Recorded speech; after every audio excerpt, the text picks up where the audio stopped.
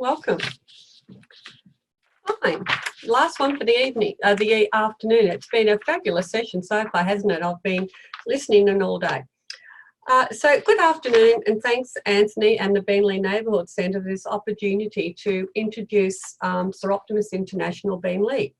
So as Stephanie said, my name's Christine Johnstone. I'm the current president for 2020 for our club. And I'm also the incoming president of the Federation of the Southwest Pacific. So what does our organisation do? We are a volunteer service organisation worldwide. Our tagline is a global voice for women, working through awareness, advocacy on projects that action, educate, enable and empower women. We promote human rights for all, equality, development and peace. The organisation works together with other non-government organisations at various United Nations agencies to bring about change to make this a better place for this and future generations. So we work on 3 different levels: international, regional and local. So internationally, as I said, we're a service organisation. We've got 78,000 members in 121 countries worldwide. In 2021, Soroptimist International will be celebrating their centennial year, 100 years of making a difference to the lives of women and girls worldwide. So as a group of 78,000 women, we're very excited about this, to know that we've had strength in the past 100 years doing what we do, and it's certainly a fabulous product and will continue for another 100 years. As an organisation that has been around a long time and has been a global voice for women, we actually hold general consultative status with ECOSOC and have done since 1984. Soroptimists of the Southwest Pacific, which is our cluster of clubs in the Asia Pacific region, also holds special consultative status with ECOSOC. So what does that mean? It means that as an organisation, we actually do have a voice at the UN. We're able to make written and oral statements on policy, and we're able to attend UN conferences and events. So ECOSOC remains the only entry point for NGO groups worldwide to actually talk with the UN. So as an NGO group, we are able to provide valuable and expert advice to ECOSOC. We recognise that NGOs have special competence, hands-on experience, and we play a very early warnings agent sign by monitoring what's going on at grassroots level. So we raise public awareness and relevant issues. And ECOSOC then, with this recognition, provides us with that voice that we need at the UN. Personally, I have been able to, in the last recent years, be a delegate at these UN meetings. In 2018, I was able to attend the Consultative Status of Women in New York for 2 weeks and help to influence policy there over that 2-week period. And last year, I also attended the regional Beijing Plus 25 regional platform in Bangkok. There's a photo of me there at that conference. It was really enlightening to see the issues that women are facing across that whole Asia Pacific region. So regionally, as I said, we have clubs spread throughout the Asia Pacific area, 12 clubs. You'll see we have clubs in Mongolia over here and Hong Kong, and then spread right across the Pacific down to Australia and New Zealand. Regionally in Australia, Soroptimist International advocates on behalf of women at our national level, because we are part of the Equal Rights Alliance, one of 6 women's alliances that network with the Australian government. What else do we do regionally? Clubs are able to come forth to the Federation where they find issues at a national level. And 4 years ago, the members in Fiji wanted to do something in regards to domestic violence. They recognised that in Fiji, there wasn't a refuge for women, and they wanted to build one. So collectively, as a group of women, we raised the funds, and you'll see there, Soroptimist International have built the first refuge in Fiji. This was only taken a couple of weeks ago when we're having an inspection. So we raised the funds, built the property, and it was a long 4 years, I'll tell you. We had lots of issues to get over around building this with government's permission, etc. We even had to fight for septic tanks, can you believe that, and running water, because we thought we really wanted to make sure that this was, obviously make sure it was cyclone proof too, during the amount of cyclones that they get in Fiji. So we're almost ready to hand this over to the Fijian government. And Soroptimist will continue to have a hand in the running, and will be, part of that is there's training rooms, so we'll be able to run economic empowerment training sessions for the women who are housed there after their domestic violence situation, so that when they do find themselves after they've had their retraining by us and feel better, that they'll be able to, you know, go out into the community and make a living for themselves. But one of the big pluses that we did achieve over these 4 years too is that the government recognised, can you believe they never had a Minister for Women? So there you'll see their Minister for Women standing here in the middle here, and she was inspecting the home with the Soroptimist members who helped to build that. Locally, so what do we do locally? So our club was chartered in 1985. Currently we have 14 members. We're all volunteers, obviously, and we strive to be a strong voice for our community. We are a registered charity, and we provide programs that, you know, educate and empower women. So domestic violence has been one of the fields that we have worked in for a lot of years. I can, you know, even go back to 1992. This photo here shows the SI Beenleigh members and others using the Beenleigh cane parade to advocate against family violence. And I can tell you back then it wasn't actually the thing to do. You know, domestic violence wasn't as outspoken about as it is now back then. But we got lots of recognition that year. So we continue to raise awareness and work around the domestic violence issue. And since 2011, we've raised and organised our local Walk the Talk event, where we can walk through the streets of Beenleigh and have public forums, etc., where we talk about domestic violence and what we can do and how we can advocate for improved services. One of the things we did do is in 2015, we worked with 6 women who, through an art trauma therapy workshop, produced 36 images, which we had printed and exhibited around South Queensland. From there, we produced these books here of the images, along with stories of the women. And we had 8,000 of those printed, and we distributed them all around Queensland. So these books went to medical practitioners, libraries, police stations, schools and courthouses, to name a few. They were very well received, and they're very powerful, extremely powerful. Nothing like telling a story. Currently, for several years now, we've been running art therapy trauma workshops for children. These children who have experienced domestic violence, they can be 1 or 2 day trauma workshops, and provide the children with an outlet to work through their trauma with counsellors, and then the counsellors will go on to utilise what they've learnt that day in one-on-one sessions with them. So here's a couple of photos of some of that artwork that was developed. So we never give up the fight. We also provide a dating game. This is a book-sized marked pamphlet explaining inappropriate behaviour. So the audience market for that is teenagers and young adults. We distribute thousands of these pamphlets out each year. So if your organisation feels that they could use this resource, please contact us. So it's a bookmark, it's called The Dating Game, and it just gives little hints about inappropriate behaviour and things to watch out for, as well as contact points if they need to seek help. One of the other things we've done for a number of years now is recognise International Women's Day. So International Women's Day showcases and advocates for equality. It's an international women's organisation by the UN. So gender equality is at the forefront of what we do and continue to do on a daily basis. So this breakfast each year has around 120 people come along to the breakfast. We always have really good quality speakers.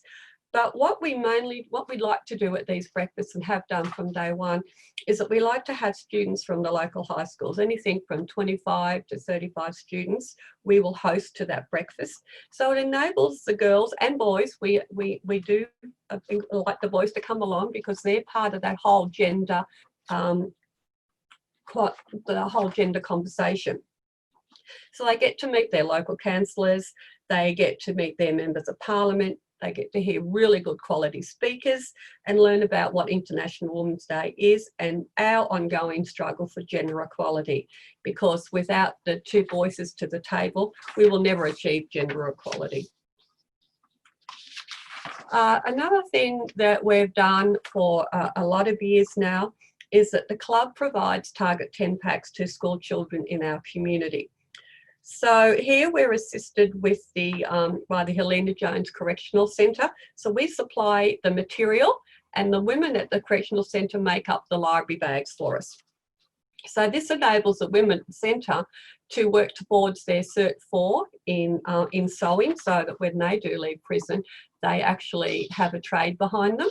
And it provides us with the bags that we can then put all of our 10 essential school items in. These are very well wanted resources right throughout the Beenleigh Logan community. We always have many on hand, and Anthony will attest to this too. He keeps a small supply there as well for when people come in and they just find that they haven't got the financial needs to provide what is required for them to go to school, the children. Education is amazing and we do need to encourage it, and by making the children feel comfortable with the right equipment means that they can settle down to their education. Earlier this year though, even though we had a huge supply ready for our schools in the Beenleigh area, we decided that as a group of women that we really wanted to help some of those regional areas that had been hardest hit by drought and fire. You know, we know as mothers and as women that back to school expenses are huge. They're really huge. And if you're a community that's just gone through drought and then fire, where are you going to get the money?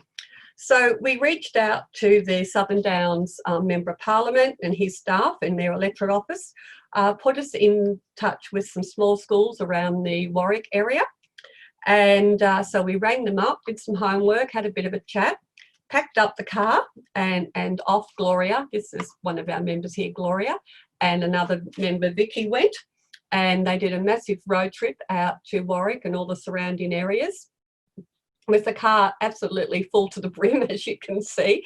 And so we donated Target 10 packs to the schools.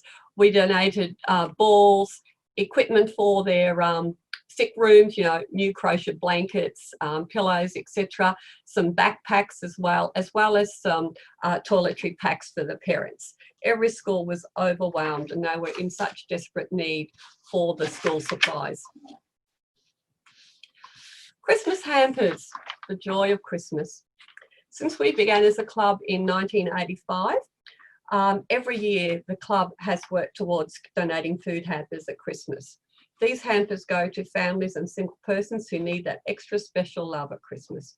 Over the 34 years, the club has probably donated in excess of $50,000 worth of food to families. We love to do this and we love the Christmas spirit that it brings and the delight when we deliver these to the children and the parents, families. At times, we also deliver toys and special toiletry packs for the women. As a group of women, we are concerned how families will cope this Christmas. You know, we all of us in this service sector here know that the tremendous financial hardship that's going to start to hit has already hit and will continue to hit families as we move through this COVID-19. So how are they going to not only supply toys for the children, but food for the table over the weeks of Christmas? So But SI Beenleigh, like other organisations, has had our fundraising opportunities curtailed because of COVID-19. So for the first time, we are very concerned that where are we going to get the funds to provide, you know, the thousands of dollars we spend on food each year. So maybe for the first time this year, we will have to reach out to the community to help us help the community. So we're thinking that we'll have donation boxes ready. But that being said, Club Beenleigh, which is a fabulous asset to community groups in the area by allowing community groups to sell raffle tickets. We've got our first raffle night on Sunday night, which is tremendous for us. So hopefully we'll raise a few dollars at our raffle night on Sunday night. So come down to Club Beenleigh, buy yourself a meal and buy yourself a raffle ticket. COVID-19, what have we done to assist? Well, we've mostly, like a lot of other service organisations, focused on our frontline workers and how can we help that. So we've been donating gift packs to different organisations, the Palm Lakes Nursing Home and the Logan Hospital and YFS. We've donated Target 10 packs to Access to help their migrant families help educate their children over lockdown with school supplies. We've worked with other Soroptimist clubs and the St George Church members to make scrub hats for our frontline workers. Beautiful scrub hats, and here you'll see Gloria donating one of many bags of scrub hats to one of the nurses from the Bow Desert Hospital. We've also made face masks, etc. Members personally have been able to contribute to Nightlight, Logan Hospital, Substation 33 and YFS, as well as these here. These bags here, ladies, were, oh, shouldn't say ladies, attendees today, were made once again by the Helena Jones Correctional Centre. So we collect old jeans, we take them up to the ladies and they just love turning them into handbags. Aren't they amazing? Really great handbags. So we bring them back and fill them with personal care items, and this lot here were donated to Touch of Hope for them to distribute. So we hope to finish the year with an event for everybody, because our communities are stressed, they are anxious, and really what is the new normal? You know, how are we going to cope? So to do that, we've decided that we're going to have a You Are Amazing Wellness Day. It's a free event. We're going to send out invitations in the coming days. For Wednesday the 14th of October at the PCYC. We have speakers and workshops all lined up, a full day from 10 a.m. to 3 p.m. with lunch provided. So we extend an invitation to all. This will be a free event. Due to COVID-19, with space restrictions, we can only have 85 persons on the day. There'll be more, you know, we can have up to 95 or so, but we've got to allow for our members and our speakers and the workshop people.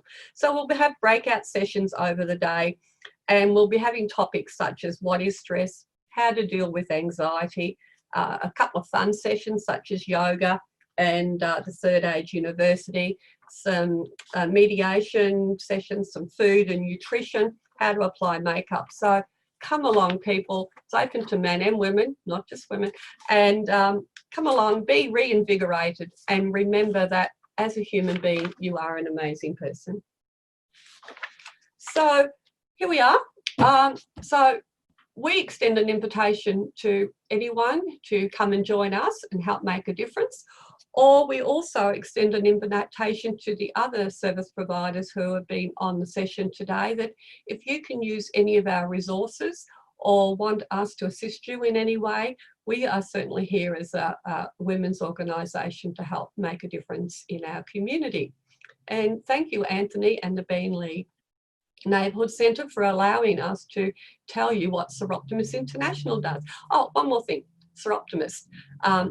It's a strange name, isn't it? It's a Latin name. It means sorrow for the best of, and womanhood, and optima for the best of. So sorrow for sister and optima for the best of.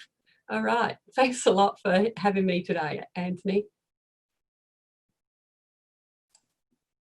Oh, Stephanie, sorry. Thank you. No, it's fine. Much more beautiful than Anthony.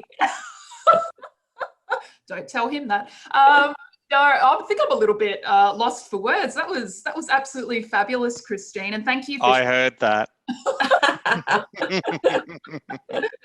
thank you for sharing those stories and those photos. I mean, 4 years for that shelter in Fiji. Yes. It's unbelievable, and all that work just to get running water. That's absolutely incredible. Yeah. I've worked with a few organisations that have delivered programs around photo voice, and it's such an amazing way to give a voice to women and men and children, and it's just a different way, but it's so powerful. So it's great what you did with that domestic violence. Yeah, and look, Stephanie, we still have those 36 images, and we do loan them out. And no matter, whenever we put them on display, it really does tell the story, and it's very powerful. And we've seen time and time again how women who have bottled up domestic violence, have never come forward and spoken about it in their life, will actually then come out and realise that they need help. It has that much power. We've seen it time and time again. So if any of the organisations today want to partner with us or do something around another exhibition, we'd be very happy to run one again. Wonderful. And there's a few comments here, Christine, for you. So from Cheryl of Beenleigh Neighbourhood Centre, Soroptimists are an amazing group of women who the Beenleigh Neighbourhood Centre has had the pleasure of working with over many years. Well done, ladies. Thank you. From Anthony, the Target 10 bags are always a hit, and we are very grateful to receive them. And from Wendy, love your dedication, Christine. We have met each other at a few events, and I applaud the work you and the group does. Right, thank you. Wonderful. And just a question for you, is there any sort of talk around how you guys will be celebrating the 100 years next year? There is some talk. One of the things is we're getting out to clubs to do 100 acts of kindness. So whilst we do grassroots projects, we're just suggesting that where we do like our Target 10, that we donate 100 Target 10 packs, you know, but we do thousands anyway in a year. Yeah. But so we'll multiply things. So if when we sometimes do reading at the Beenleigh Primary School, you know, we might multiply that to 100 hours, that type of thing. Yeah, there's a few other things coming up, but they're still in the planning stages. Yeah. Yeah, wonderful. Well, in the meantime, we look forward to the invitations to the You Are Amazing Wellness Day coming up in October, and I'm sure, once you send those through, even Anthony can send them out to all the attendees and panelists who are here today. That's right. Yeah. Each one of the people today have probably got some men or women they know who would certainly benefit from such a day. Yeah. Brilliant. Excellent. Well, thank you so much, Christine, for taking the time to join us and for joining the other presentations today over the conference. We really appreciate it. Okay, thanks. I'll keep listening tomorrow. Thank you. Wonderful. Thank you.